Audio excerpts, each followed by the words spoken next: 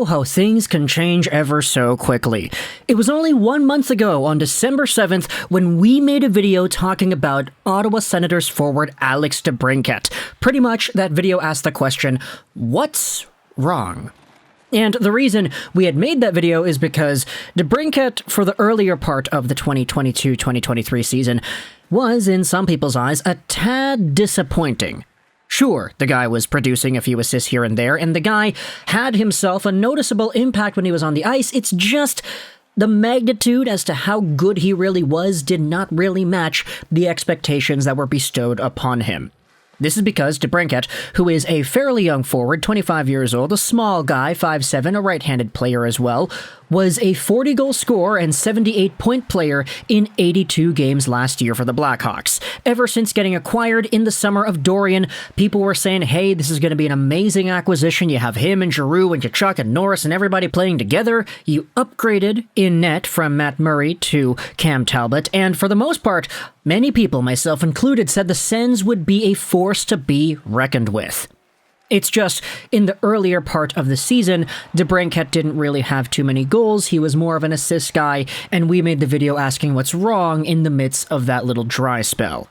In fact, if you go over to the point log as to what DeBrincat had in that time span as we had made that video, I believe he had 20 points in 25 games played, which isn't terrible, it's just only 6 of those points had been goals. And there unfortunately had not been that goal scorer touch that carried over from Chicago to Ottawa, which is why we made the video in the first place. And at the end of the day, I always said that DeBrincat is still a talented enough player to get things going. It's just the fact that he's currently on an expiring contract adds another layer of complexity to the situation. He's making 6.4 AAV till the end of this season, and he needs an extension.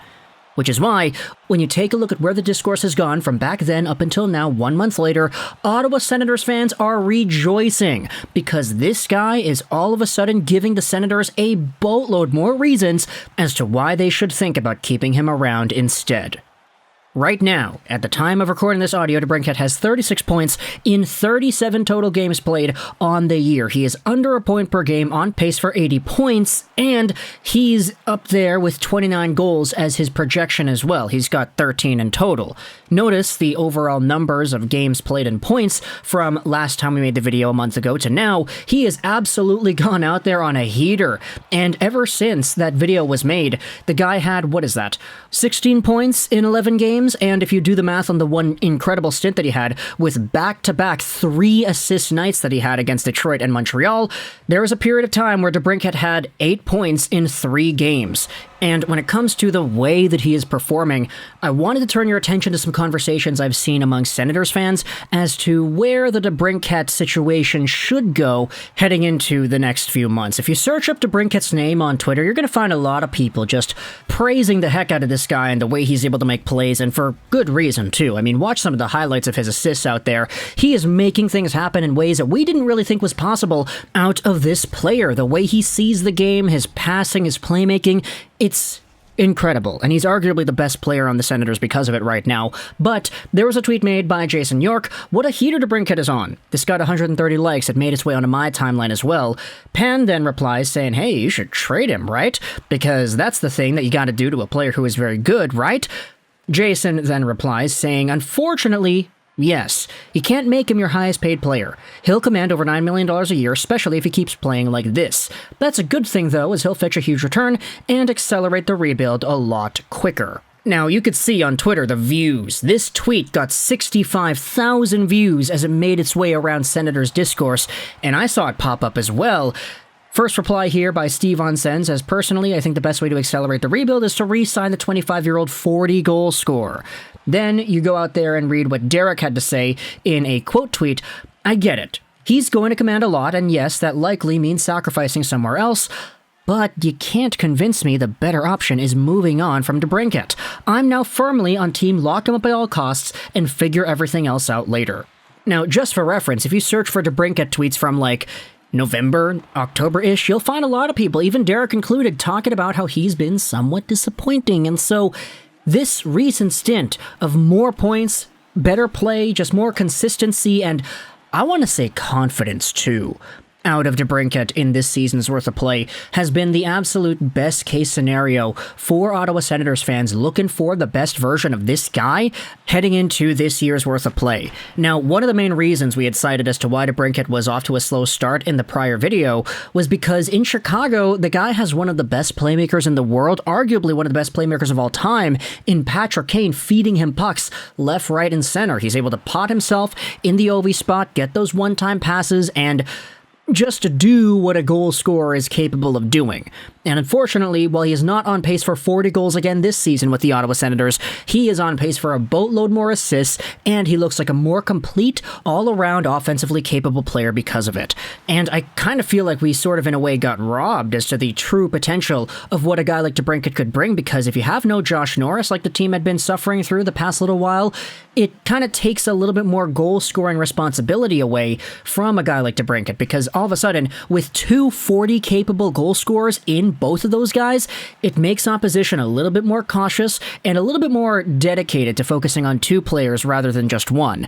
Now, I know there are some other players that have been showing up very well on the Senators thus far. Claude Giroux is the guy that comes to my mind right away. You take a look at all the highlights that Giroux is exhibiting. Man, this guy is a highlight reel and a half. He's arguably playing even more confidently today than he had been the past little while with the Flyers and the Panthers. He just seems so thrilled to be an Ottawa Senator, and just seeing the clap bombs that he's doing on the rush, the through-the-legs dangles to force guys out of position, it's incredible seeing what some of these guys are capable of doing.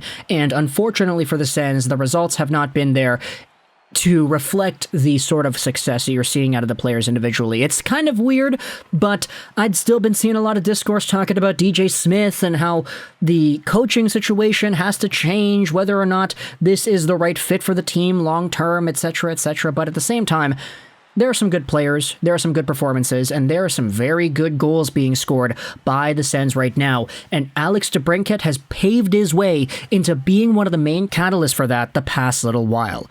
So for anybody that was a little bit concerned from a month ago, some that were talking about the lack of production, etc., etc., all you gotta do is take a look at how this guy is able to enter the offensive zone, for example. How he's able to dangle by guys, chip the puck into the corner, and chase after it himself. How he's able to find the right areas on the ice to get nice overtime winners from Claude Giroux. How he's setting up guys pretty nicely with seeing eye passes and just showcasing a level of offensive dynamism that you could debate wasn't really there with Chicago. And it's gotten to the point now where, based off of what I'm seeing, more and more Senators fans are a lot more comfortable with the idea of signing him long-term, whereas, let's say 2 months ago, that maybe not had been the case. So this is ultimately the best type of story we like to see. Of course, DeBrincat is a human being, so if he goes on a little bit of a cold streak after this, it wouldn't be too surprising. Hockey players go through ups and downs, but the ups so far in this 2022-2023 season, towards the end of the calendar year in 2022 actually, have been so vastly good that you can't really go out there and deny that this guy is still freaking talented. So $9 million AAV, he'll probably get something in that range. It's just a question as to whether or not the Sens are going to be the team to pay it, which is a conversation now that many more Sens fans are open to having than before. So, talk to the comments on your thoughts about Alex DeBrincat and the way that he's progressed from 2022 to 2023. Heck, not even from 2022 to 2023, but just like from 2 months ago up until now, from the time we had made the prior video up until now. I saw a lot of comments in that old video too, saying that there still is some offensive prowess that he was showing off. It's just the goal scoring that needed a bit of a boost, but there were many people still in that prior video's comment section saying that they were confident that he would get it back, how he would be able to actually progress forward in the proper way that we had thought he would be able to do, despite the lack of Patrick Kane on his wing. So, talk to the comments on your thoughts about DeBrincat, the Sens, etc. I hope you enjoyed this video. Juraj, and bye.